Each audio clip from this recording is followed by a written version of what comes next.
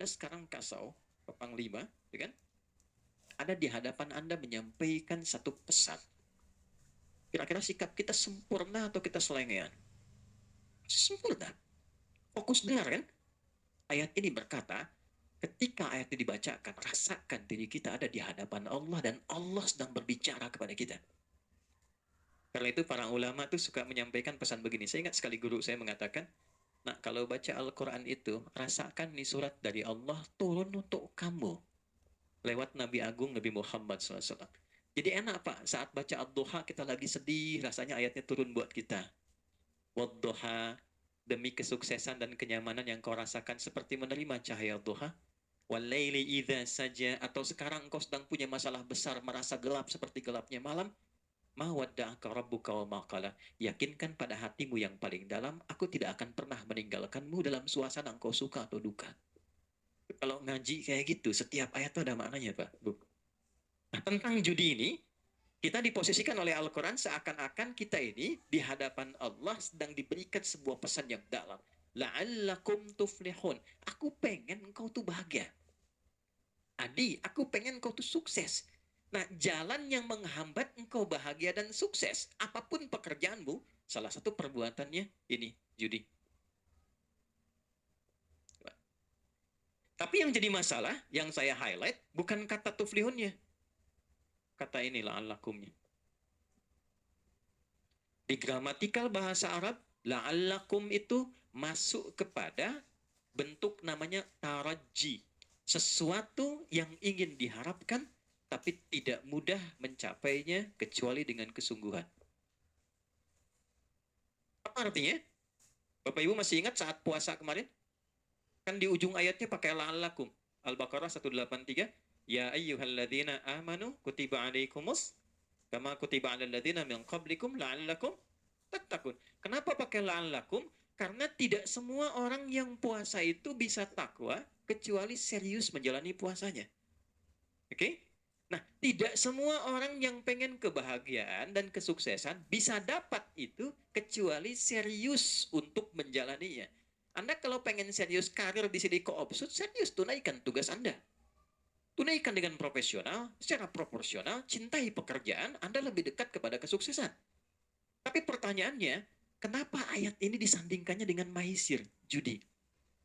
Karena ternyata kalau orang sudah ditawarkan dengan sifat-sifat itu, tidak mudah kita bisa menghindari dan meninggalkannya. Di poinnya. Ini penghambat kebahagiaan, tapi tidak mudah untuk bisa menghindarinya jika sudah ada tawarannya. Nih Pak, gampangannya gini ya Pak ya. Ini ada 20.000, Bapak Ibu sekalian. Simpan sini, ada peluang Anda dapat 20 juta dengan 20.000. Ada peluang dapat 20 juta. Kira-kira nih, kalau ada orang mengatakan demikian saat ini, Pak, Bapak simpan aja nih 20.000 Pak, ada peluang, walaupun peluangnya 2/10, dari 10 itu ada 2% Pak, ada di situ, tapi mungkin Bapak yang dapat, cuma 20.000 kok nggak ada apa-apanya, Bapak taruh 20.000, dapat 20 juta. Kalau Anda tiba-tiba punya 20.000 di kantong itu, ditawarkan 20 juta dengan tawaran tadi, pilihannya, saya tanyakan, Anda simpan 20.000 itu untuk bertaruh, atau Anda tinggalkan itu? Tidak dijawab, artinya nggak mudah kan? La'allakum tuh. Karena nggak mudah, Pak. Nah, judi itu sifatnya begitu, dan itu dimanfaatkan betul dalam konteks sekarang. Karena sifat manusia apa? Kecenderungan manusia ketika dominan nafsunya, dia melihat mana yang paling banyak kuantitasnya. Dia nggak lihat kualitas. Jadi di nafsu manusia itu ada kecenderungan yang mendapatkan banyak. Contoh gampang nih, ini ada prasmanan misalnya ini. Bapak pengen makan banyak atau sedikit? Umumnya banyak. Kan? Kalau gajian pengen banyak atau sedikit? Pasti banyak. Kalau bonus pengen banyak atau sedikit? Banyak. Lalu di hadapan Anda ada yang mengatakan taruh 10.000, Anda berpeluang dapat 100 juta. Aktiflah sinyal pengen banyak itu. Itulah yang dimaksud la'allakum. Gak mudah tuh mengatasi ujian demikian. Dulu masih manual, masih offline. Semua datang, kamu punya apa? Ini, punya apa ini? Saking terkuasainya ketika aktif nafsu ini, kau hanya tertekan. Maka semua yang dominan itu penguasaan nafsu. Dan sifat nafsu tidak ada yang baik. Dulu saking dominannya, Bu, yang dipertaruhkan sampai istrinya, yang dipertaruhkan sampai anaknya, yang dipertaruhkan bahkan sampai kedua orang tuanya.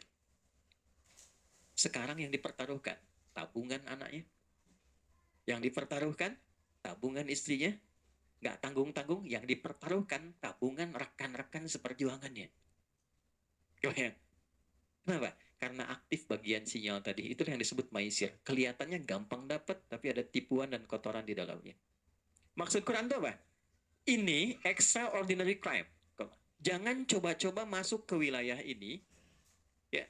Karena konsekuensi dari ini semua, ini mencakup semua ya. Mau pemainnya, player, mau bandarnya, ya, mau semua yang terlibat di dalamnya. Pokoknya kalau sudah masuk ke wilayah ini, satu, unsur kebahagiaan itu akan mulai berkurang sampai ke titik hilang. Bahagia itu sama dengan tenang. Tenang lawannya apa? Gelisah. Jadi orang yang judi, hal pertama yang dia dapatkan dalam hatinya kegelisahan. Kalau nggak percaya, silahkan cek orang-orang yang masuk ke lingkup judi, kemudian edik di dalamnya, dan dia mulai kena yang pertama gelisah, lalu masuk mempertaruhkan yang ada, perhatikan karirnya bagaimana. Itu yang kemarin, 800 sekian juta. Lihat dampaknya kepada karirnya. Selesai. Pengabdiannya tidak dilihat. Pertaruhan nyawanya sebagai abdi negara. Selesai semua, Pak.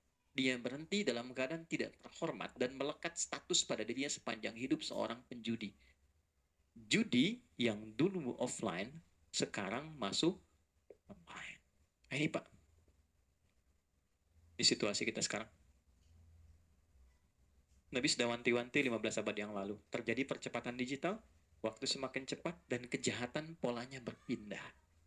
Dulu polanya offline, sekarang online. Masuknya ke wilayah-wilayah yang selalu membersamai kita. Handphone kita kan sering online. Ya kan? Orang sekarang sudah nggak penting handsome, Bu. Yang penting handphone.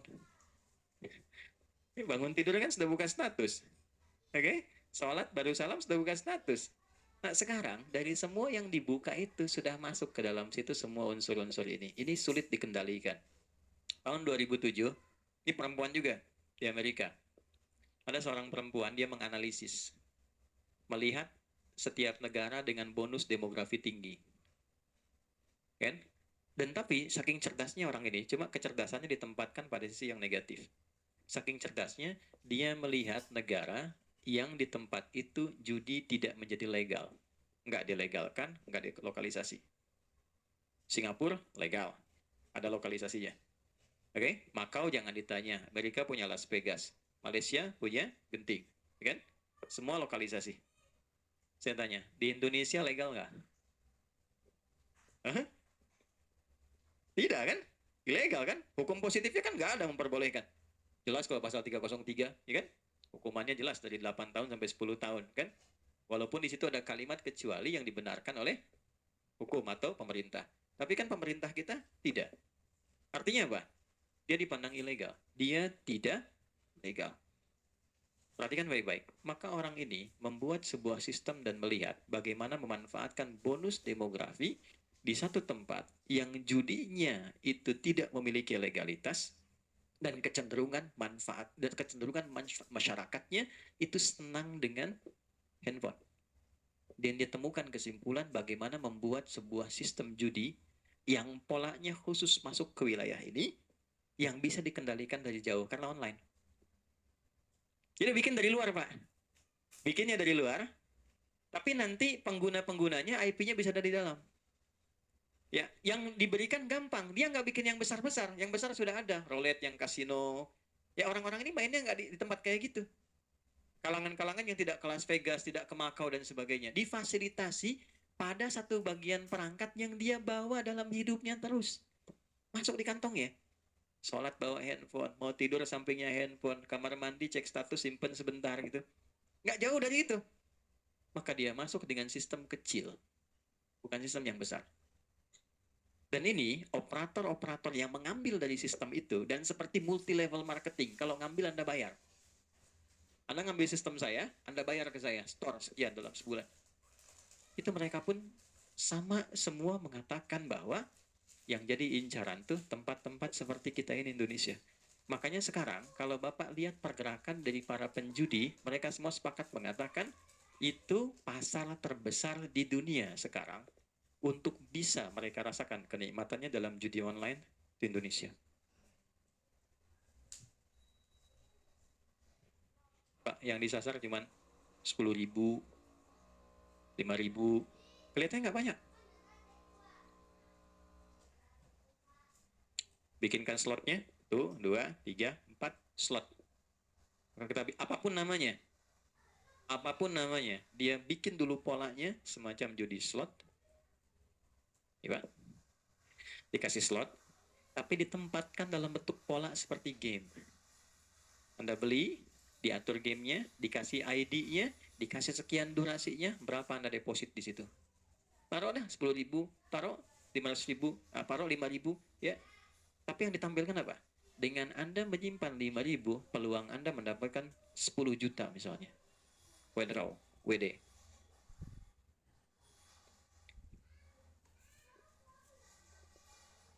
Pak, 5.000 itu berapa persen sih Pak dari pendapatan? Anda dapat 5 juta, keluar 5.000, berapa persen? Cuma 1% kan? Dianggapnya biasa kan Pak ya? Biasa tuh maksud saya sedikit kan? Gampang kan? Gampang keluarin. Maisir, gampang. Maisir yang dianggap ringan, receh. Receh 5.000 ini. Kalaupun hilang nggak apa-apa. Kan? Ya. Nah ini hati-hati. Walaupun kelihatan cuma 5.000, tapi dampaknya ini Pak. Ya, ada kegelisahan, gelisah nih. Kalau sekarang dapat, udah setannya aktif, CS-nya juga WA, masuk lagi, besoknya aktif terus begitu. Sampai tak terasa habis berapa.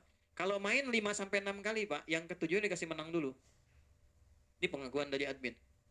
5-6 kali dalam sehari, misal pagi masuk lagi, siang deposit lagi, sore deposit, sampai malam orang tahajud ini deposit, dikasih menang. Dia cerita ke teman, kamu tahajud dapat apa? Saya main game dapat uang, kamu tahajud dapat apa-apa? Itu bisa begitu. 7 kali dikasih sekali, nanti besoknya dipertaruhkan yang dia dapat semalamnya itu. Selesai. Makanya di dunia orang-orang judi, pengakuan bandar sampai sekarang, orang paling bodoh itu orang yang ikutan slot katanya. Kenapa? 10 orang ikut. Naruh masing-masing 1 juta. Misal. Jadi berapa? 10 juta. Diputar Pak.